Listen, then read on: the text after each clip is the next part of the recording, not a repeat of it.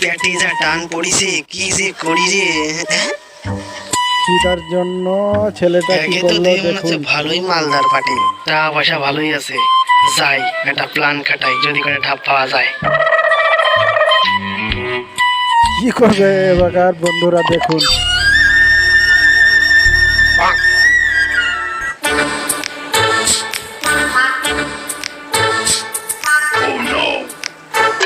তুমি কি পাগল? একটা ভিখারিকে তুমি 100 টাকা দিচ্ছ? এই তুই যাবি এখান থেকে।